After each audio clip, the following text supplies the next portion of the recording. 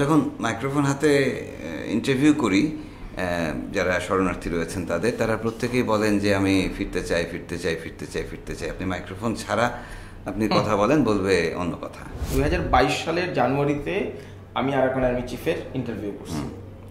তখন আমি তাকে কিন্তু রোহিঙ্গা শব্দটা উচ্চারণ করে প্রশ্ন করছি, and he clearly answered me, আমি রাখাইনে যে জন্ম নিছে তাকেই আমি আরাকানিস্ট হিসেবে মানতে রাজি আছি, এবং তার সকল রকম নাগরিক অধিকার নিশ্চিত করার দায়িত্ব আরাকান আর্মি নিবে, আরাকান আর্মি ক্ষমতায় গেলে, কিংবা আরাকান আর্মি তখন 20শে জুন ছিল আন্তর্জাতিক শরণার্থী দিবস। আমাদের আজকের কাভার স্টোরির এই পর্বটা আমরা বিশ্ব শরণার্থী দিবসকে উপলক্ষ করে একটা আলোচনা সাজাতে চাই।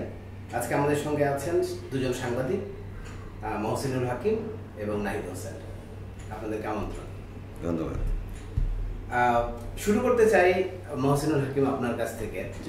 যদি বলেন যে বিশ্বের সবচেয়ে বড় শরণার্থী শিবির তো আমাদের কক্সবাজারে, তো এই শিবিরে শরণার্থীরা এই মুহূর্তে কেমন আছেন?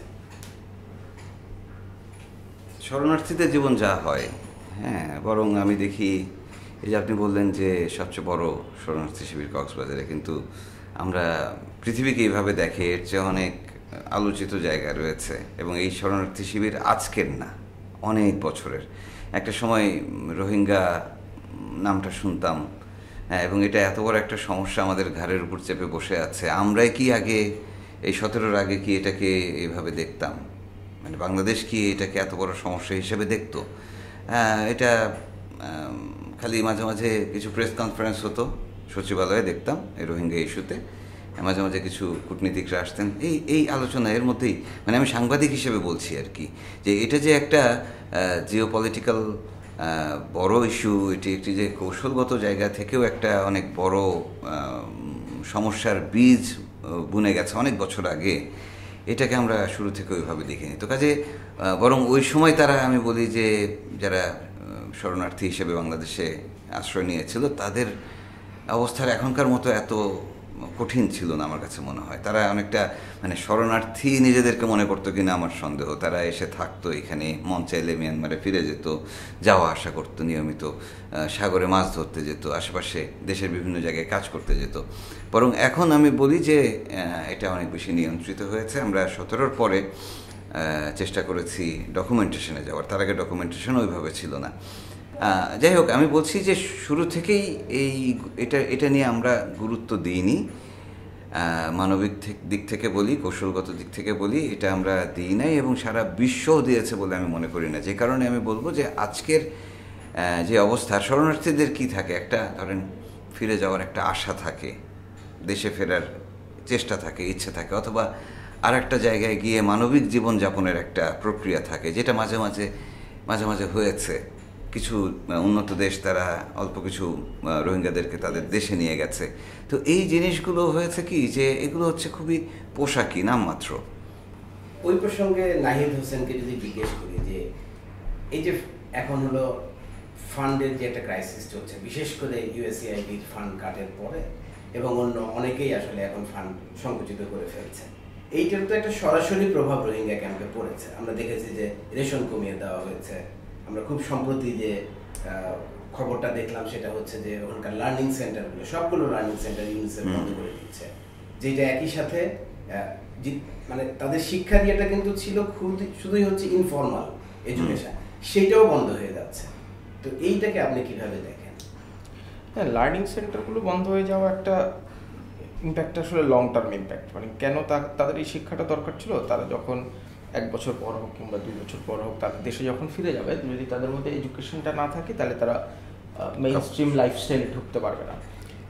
আমি একটু আগের কথা দিয়ে শুরু করি। মহসিন ভাই বলতেছিল তাদের জীবনযাপন খুবই অমানবিক, ফান্ড কাট হচ্ছে। কিন্তু আপনি কি দেখছেন রোহিঙ্গা ক্যাম্পের ভিতরে কফি শপ আছে, বড় রেস্টুরেন্ট আছে, স্বর্ণের দোকান আছে। মানে অমানবিক জীবনযাপন একটা কমিউনিটি যদি করে, সেখানে স্বর্ণের দোকান কিভাবে তৈরি হয়? ফলে এই শরণার্থী শব্দটাই তো আসলে অমানবিক। আমরা যেইভাবে একজন মানুষকে শরণার্থী হিসেবে ডিফাইন করি, তার মানে ওই একটা অমানবিক লাইফস্টাইল তার থাকবে, ওইটাই হচ্ছে একজন শরণার্থীর জীবন। কিন্তু রোহিঙ্গা ক্যাম্পের ভেতরের বাস্তবতা কি তাই? আমার আরেকটা খুব জানার বিষয়, মহসিন ভাই অনেকবার গেছে রোহিঙ্গা ক্যাম্পে, আমিও কয়েকবার গেছি। আমরা কতদূর আসলে যাইতে পারি রোহিঙ্গা ক্যাম্পের ভেতরে? এটার মানে এটার আয়তন কতটা? আর আমি ধরেন ওই কি পালংখালি কিংবা কুতুপালং বাজার থেকে এখানে মেইন গেট যেখানে আইন শৃঙ্খলা বাহিনী গার্ড দেয়, এরপরে আমি কতদূর যাইতে পারি?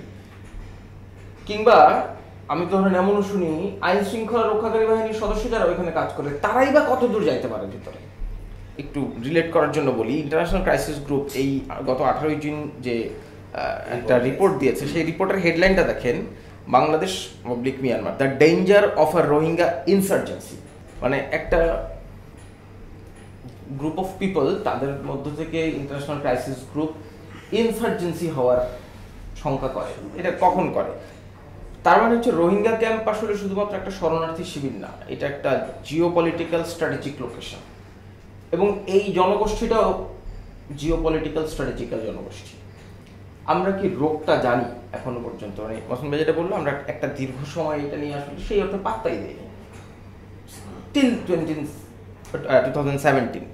এরপরে আমরা জিনিসটা নিয়ে হয়তো ন্যাশনাল লেভেলে ওয়ার্ক করা শুরু করছি, কিন্তু এটার সাথে আরো অনেক জিওপলিটিক্যাল এলিমেন্ট জড়িত। আমরা কি সবগুলো নিয়ে আন্ডার আ সিঙ্গেল আমব্রেলা কাজ করতেছি? এটা স্টেক হোল্ডার তো অসংখ্য। আপনি ফেরত পাঠাবেন তো রাখাইনে, সেই রাখাইনের অবস্থা কি? মানে without bringing piece inside Myanmar আপনি কি একজন রোহিঙ্গাও ফেরত পাঠাতে পারবেন? তো রোহিঙ্গাদের ফান্ড কার্ড, আপনি এখন ফান্ড বাড়াইলেন, কিন্তু ফান্ড বাড়াই আপনি তার লাইফস্টাইল হয়তো ইজিয়ার করলেন, কিন্তু রিপ্যাট্রিয়েশনের দিকে আমরা কত দূর আগেলাম? 2017 সালে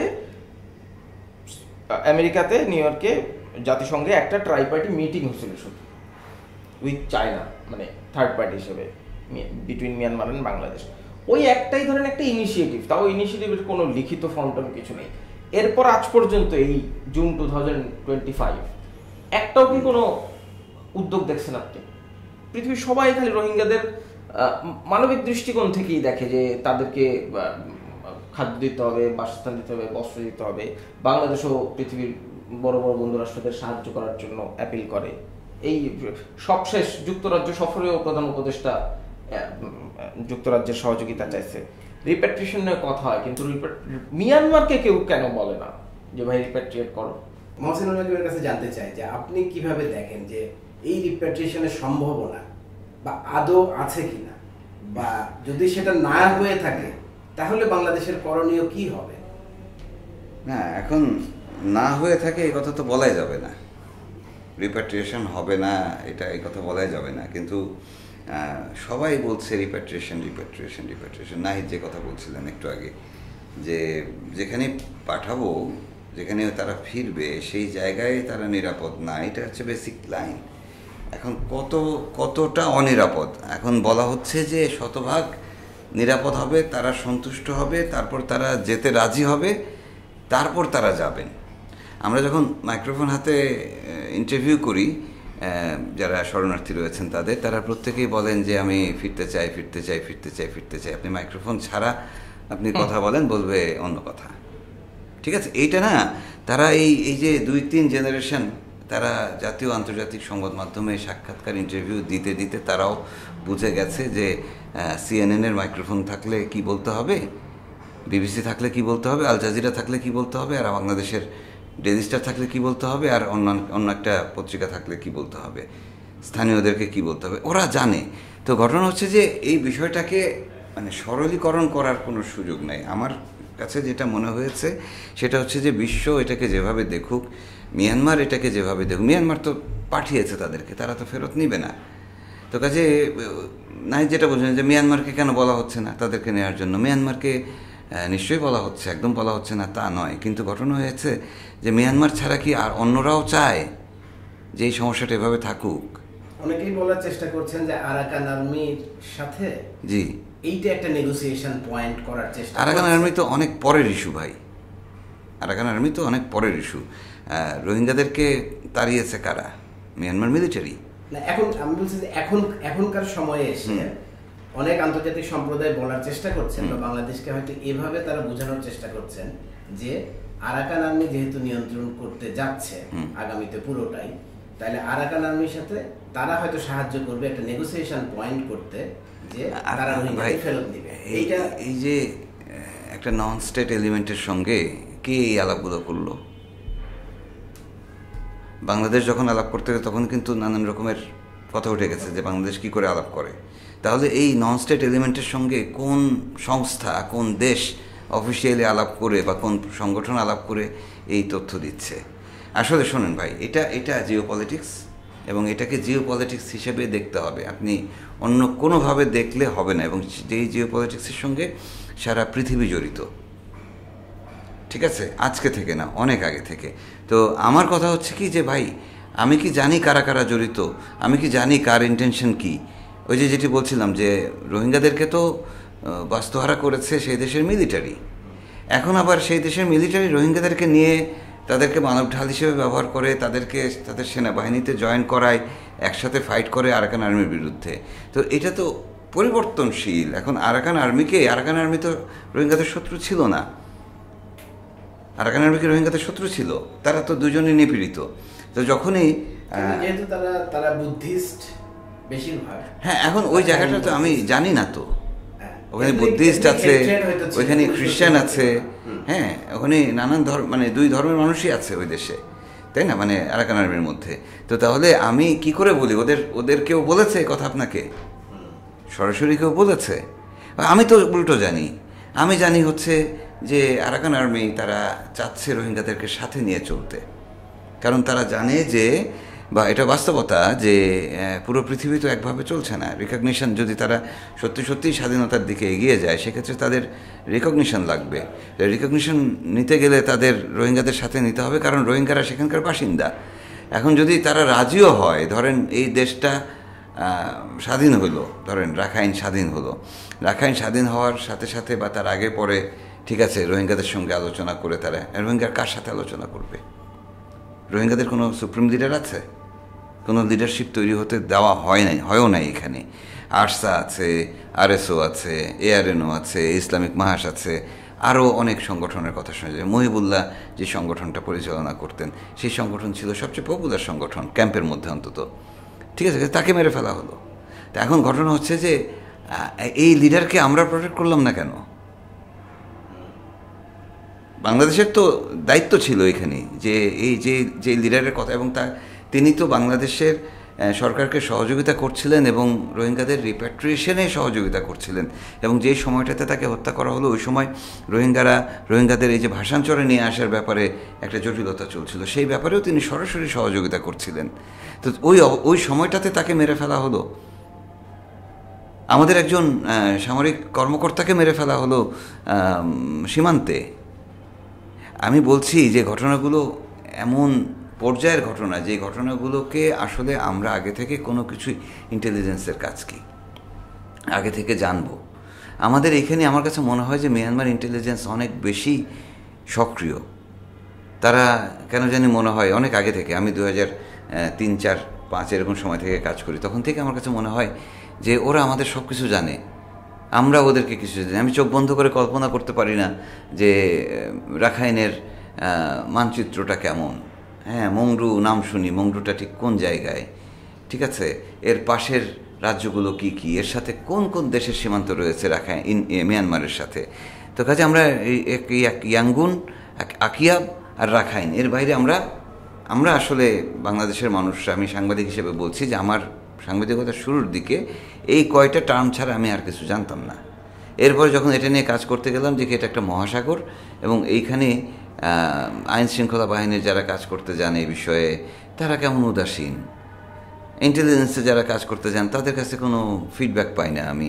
এমনকি আমরা যারা সাংবাদিক, আমাদের নিউজ রুমও এ বিষয়ে উদাসীন। আমি যখন আর্লি স্টেজে কাজ করতে যেতে চাইতাম ওই অঞ্চলে, আমাকে বলা হতো ওখানে কক্সবাজার প্রতিনিধি আছে, দেখবেনি। মানে এটা যেমন একটা জেলার ইস্যু, এটা যেন একটা উপজেলার সমস্যা, ঠিক আছে, অমুক জায়গায় একটা বাঁধ ভেঙে গেছে, এটা একটা উপজেলার সমস্যা। এখন এই সমস্যাটাকে আমরা কেউই আসলে গুরুত্ব দিইনি। এখন এটা কি আমাদেরকে গুরুত্ব দিতে দেওয়া হয় নাই, নাকি আমরা খুব হেলাফেলা করেছি জানি না। আজকে যে পর্যায়ে গেছে জিনিসটা, এইখানে আমার কাছে মনে হয় যে আগে আমার মানে আমি নিজে দাঁড়াই, আমি একটা পিচ্ছিল জায়গায় দাঁড়ানো, তো এখানে দাঁড়িয়ে আমি কোনো কিছুই ধরতে পারবো না, তুলতে পারবো না। এখনও আমার কাছে মনে হয় যেন সময় আছে যে আমি একটা শক্ত জায়গায় দাঁড়ায় বাংলাদেশের কথা বলছি। এই সমস্যার সমাধান মিয়ানমার এবং বাংলাদেশের উপরে, আর কারো উপরে না। তো কাজে আমার ওই যে শক্ত হয়ে দাঁড়ানো, ইন্টেলিজেন্স গ্যাদার করা, কার কী স্টেক, কার কী স্বার্থ সেটা জানা, এবং এর ভিতরে যে ম্যাটেরিয়ালগুলো আছে, এলিমেন্টগুলো রয়েছে, এরা কার কী ইন্টেনশন, কার নেতৃত্বে কে, কারা তাদেরকে চালাচ্ছে, তাদের ইন্টেনশনটা কী, তাদের সাথে একরকমের নেগোসিয়েশন, যোগাযোগে থাকা, ইনফর্মাল, এবং জানা, জেনে শুনে মিয়ানমারকে সাথে নিয়ে আসলে এটা সমাধান করতে হবে। এছাড়া যখন আরাকান আর্মি যদি স্বাধীন করে দেশ, তখনকারটা তখন দেখা যাবে। তার আগে আমি তার সাথে আলাপ করে কোনো ফায়দা পাবো না মনে হয়। নাহিদ, আপনি কি বলেন এই বিষয়ে? বিশেষ করে আপনি কি এইটাতে এগ্রি করেন যে আমাদের অন্তর্বর্তীকালীন সরকার আসার পরে শুরুতেই কিন্তু তারা এগেন ডক্টর ইউনূসই বললেন যে রোহিঙ্গা বিষয়টা একেবারে ধামাচাপার মতো দেওয়া ছিল, আমরা আসার পরেই এটাকে আবার আমরা সামনে নিয়ে এসেছি, এবং আমরা দেখলাম যে হাই রিপ্রেজেন্টেটিভ পদে একজনকে নিয়োগ দেওয়া হলো, যাকে আবার পরে জাতীয় নিরাপত্তা উপদেষ্টা হিসাবে প্রমোট করা হলো। সো মনে হচ্ছে যে হ্যাঁ, সরকার যেটা মহসিনুল হাকিম বলছিলেন যে এই জিনিসটা সরকার বোধহয় উপলব্ধি করছে। আপনি কি মনে করেন যে উপলব্ধি করলে কোন পথে যাচ্ছে সরকার, এবং নাকি অন্যভাবে যাওয়ার আছে? আপনার পরামর্শ। মানে এটা তো কোনো সিঙ্গেল লাইন সলিউশন না, ধরেন এটা শুধুমাত্র জিও পলিটিক্স না, তো জিও ডিপ্লোমেসি, রিজিনাল সিকিউরিটি, এবং এই অঞ্চলের প্রতি কি আপনার ওয়েস্টার্নদের চোখ নাই? আছে তো, মানে তাদের নিড আছে। ওয়েস্টের চোখ আছে মানে এখানে তো চীনেরও চোখ আছে। তো বাংলাদেশ তো এখানে মানে টোটাল প্লেগ্রাউন্ডের একটা ক্যারেক্টার মাত্র, সেই ক্যারেক্টারের ইম্পর্টেন্স স্ট্র্যাটেজিক্যাল লোকেশনের কারণে হয়তো অনেক বেশি, কিন্তু মাঠের খেলোয়াড় হিসেবে কতদূর সেটা বিবেচনার দাবি রাখে।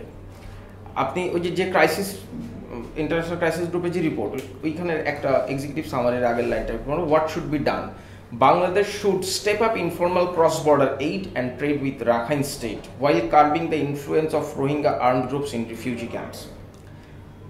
The Arakan Army should strive to govern for all communities in Rakhine, while foreign donors, where possible, should limit aid cuts affecting refugees. আপনি এই যে মহসিন ভাই যেটা বলতেছিলেন, আপনি লাইনটা খেয়াল করেন, the Arakan Army should strive to govern for all communities in Rakhine.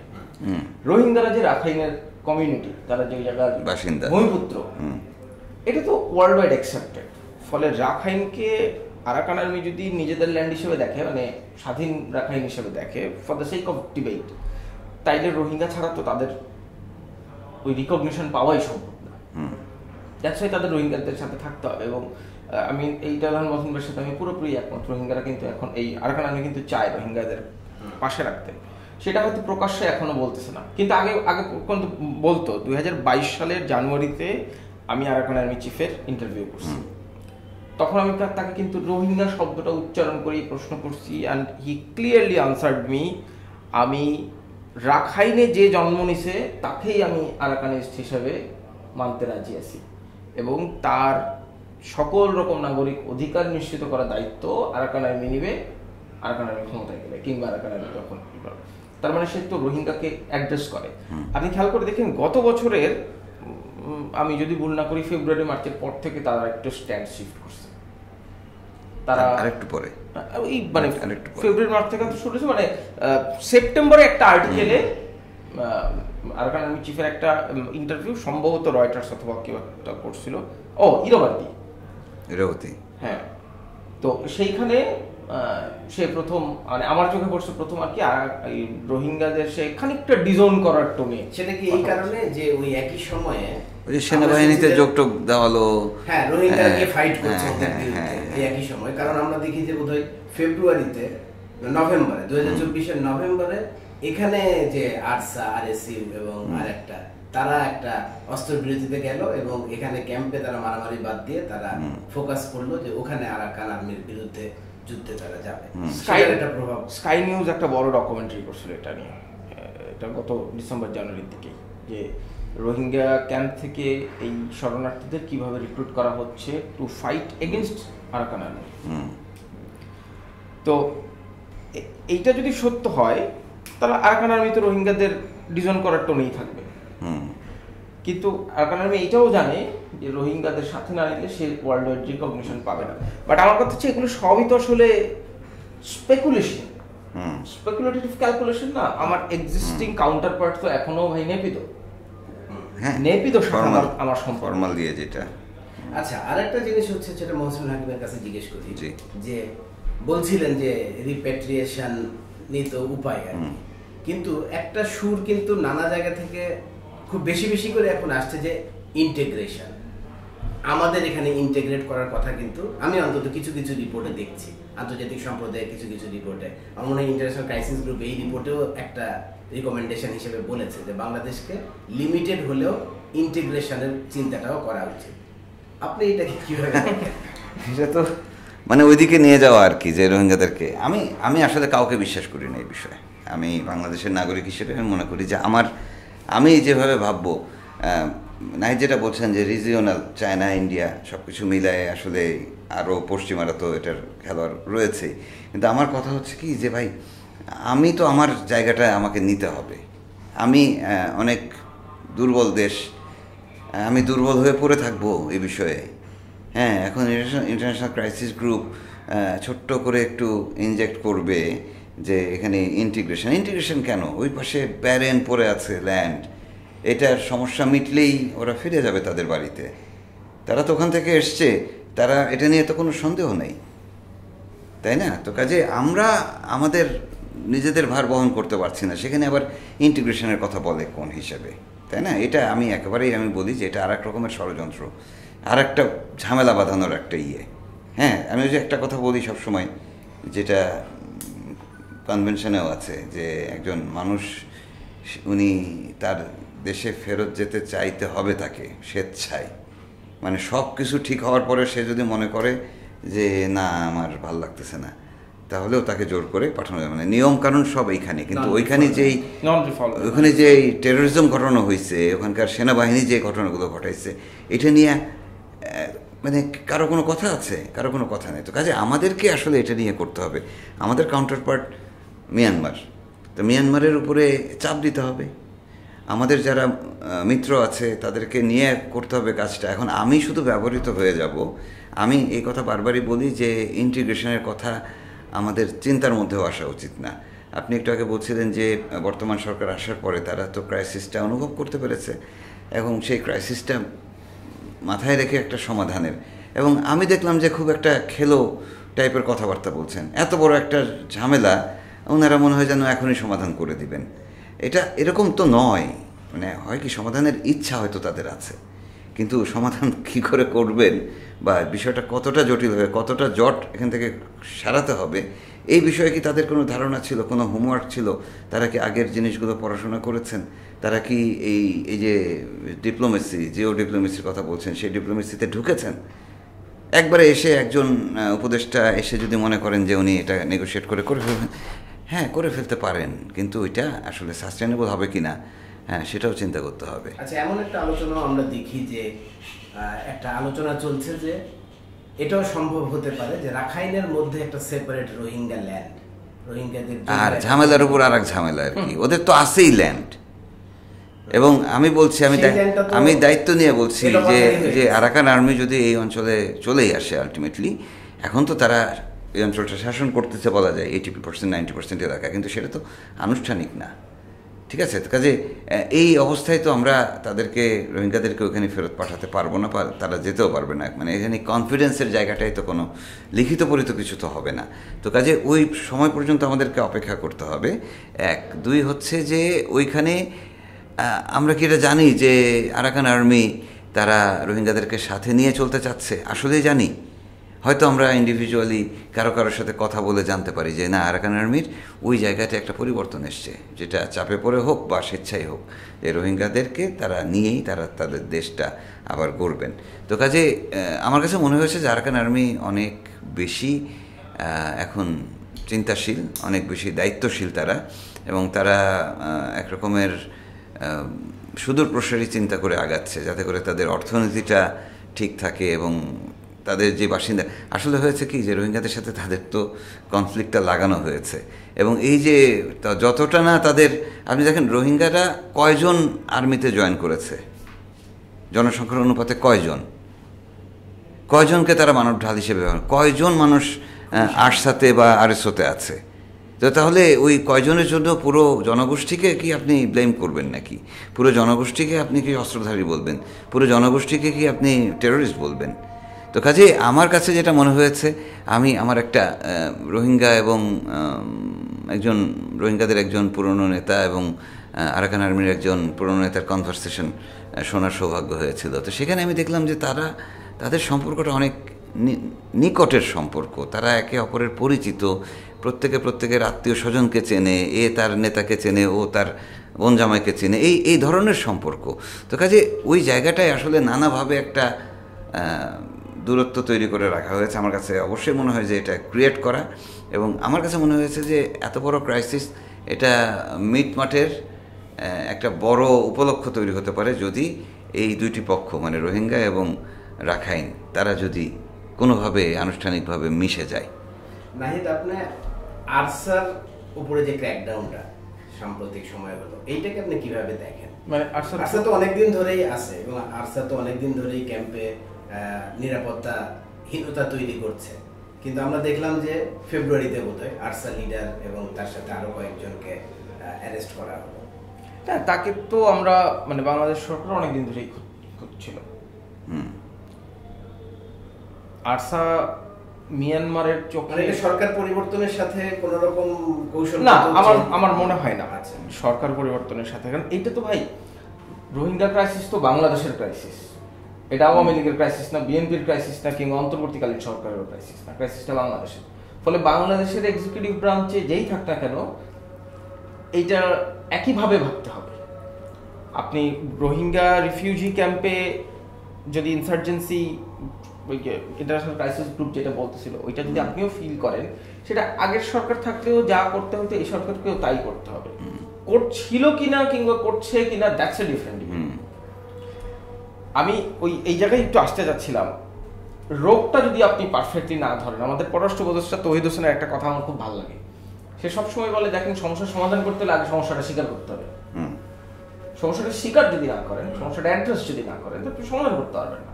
ফলে একটা সমস্যা যে আছে এবং এই সমস্যার যতগুলো ডাইমেনশন আছে, এগুলো প্রথমে স্বীকার করতে হবে। দ্বিতীয়ত হচ্ছে, এই সমস্যার সমাধান করতে হলে বাংলাদেশে যতগুলো স্টেক হোল্ডার আছে, ধরেন Bangladesh itself is a country, কিন্তু এইটা তো অনেকগুলো মেকানিজম না। আপনি ডিপ্লোম্যাটদের দিয়ে করাবেন, আপনি সিকিউরিটি অ্যাসপেক্টে সিকিউরিটি স্পেশালিস্ট দিয়ে কাজ করাবেন, আপনি পলিটিক্যাল স্ট্র্যাটেজি পলিটিশিয়ানরা ঠিক করবে। কিন্তু এই তিনটা এক জায়গায় হয়তো পিন পয়েন্ট টার্গেট একটা, to give security to our nation, to our sovereign land.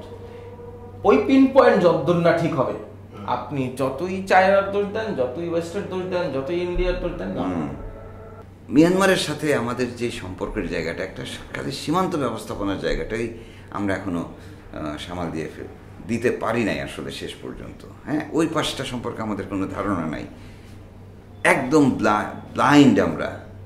হ্যাঁ, আমাদের সীমান্তে ওখানে আমাদের ইন্টেলিজেন্স থাকতে হবে, তো ওই পাশের এলিমেন্টগুলো কীভাবে কী হয় জানতে হবে না। বরং আমার কাছে মনে হয় যে আমাদের পাশটা ওরা খুব ভালো করে জানে, ওদের সোর্সে ভরা আমাদের এই অঞ্চলটা।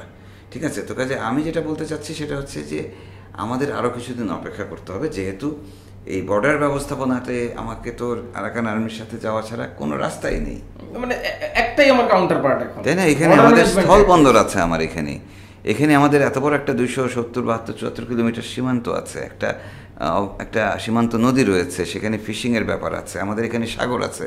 তো কাজে সব কিছু মিলে কেমন করে জানি চলছে আমি জানি না বিষয়গুলো। তবে আমার কাছে মনে হয় যে এগুলোকে, আমার হাতে এখন আর অনেক কিছু নাই। যতদিন পর্যন্ত পুরোটা মিয়ানমার মানে জান্তা সরকার হোক যাই হোক তাদের নিয়ন্ত্রণে ছিল, তখন একটা নেগোসিয়েশন, কথাবার্তা, ডে টু ডে এগুলো করা যেত। কিন্তু এখন তো আসলে ওই জায়গাটার নিয়ন্ত্রণ ওদের হাতেও নেই। ফলে আমাদের এখন আশা করতে হবে যে দ্রুত রাখাইন স্বাধীন হোক, হ্যাঁ, দ্রুত স্বাধীন হলে তারপরে ওই সরকারের সাথে আমরা হয়তো এই কাজগুলো এগিয়ে নিতে পারবো। সম্ভাবনার জায়গা আমি একটাই দেখি, যে নতুন একটা রাষ্ট্র হবে এখানে, হ্যাঁ, এবং সেখানে রোহিঙ্গারা হয়তো তখন হয়তো যেতে পারবে। ধন্যবাদ আমাদের অতিথিদের। দর্শক, আবার দেখা হবে আমাদের কাভা স্টোরির পরের কোনো পর্বে। সেই পর্যন্ত ভালো থাকবেন, সুস্থ থাকবেন।